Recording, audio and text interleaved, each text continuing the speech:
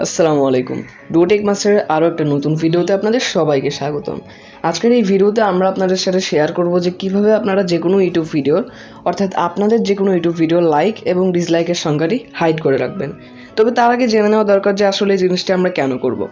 ধরুন আপনার একটা ইউটিউব ভিডিওতে মানুষজন ইচ্ছা করে কোনো কারণ ছাড়া ডিসলাইক দেওয়া শুরু করলো, সেক্ষেত্রে আপনার ইউটিউব ভিডিওর সৌন্দর্যটা কিন্তু অনেকটাই কমে যাবে। সেক্ষেত্রে আপনি যদি আপনার ইউটিউব ভিডিওর লাইক আর ডিসলাইকের সংখ্যাটা হাইড করে রাখেন, তাহলে কিন্তু আপনার ভিডিওর সৌন্দর্যটা আর কমবে না। অর্থাৎ আপনার ভিডিওতে যদি অযথা ডিসলাইক থেকে থাকে তাহলে সেগুলো কিন্তু আর দেখাই যাবে না। তো এই হলো মূল কারণ। তো চলুন আর কথা না বেরিয়ে একটা ছোট্ট ইন্ট্রো দিয়ে আমাদের আজকের এই মূল ভিডিওটা শুরু করা যাক।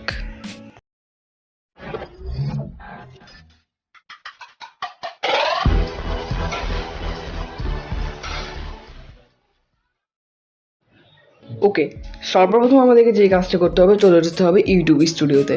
এবং ইউটিউব স্টুডিওতে চলে যাওয়ার পর আমরা যেই ভিডিওটার লাইক এবং ডিসলাইকের সংখ্যা হাইড করতে চাচ্ছি, সেই ভিডিওটার উপর একবার আমাদেরকে ক্লিক করতে হবে। তো এই ভিডিওটার উপরে ক্লিক করার পরে এখন আমরা উপরের দিকে লক্ষ্য করলে দেখতে পারবো একদম ভিডিওর উপরে একটা পেন্সিলের মতো কিন্তু চিহ্ন শো করা আছে। তো আমরা জাস্ট এই পেন্সিলের মতো যে আইকন অথবা চিহ্ন রয়েছে এটার উপর একবার ক্লিক করব।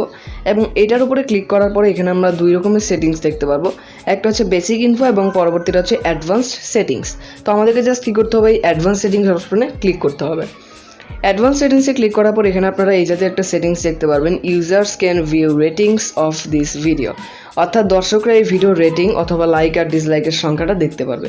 সো এই অপশনটা কিন্তু অ্যানাবেল করা আছে। আমরা জাস্ট কী করবো, এই অপশনটাকে অফ করে দিব।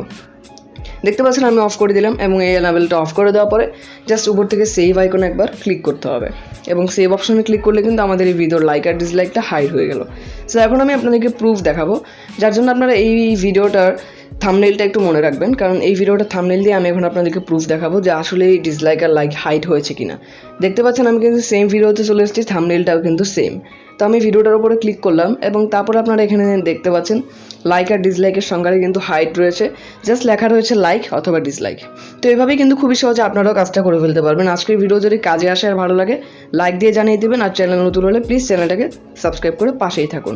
ধন্যবাদ সবাইকে, দেখাচ্ছি নতুন ভিডিওতে। আসসালামু আলাইকুম।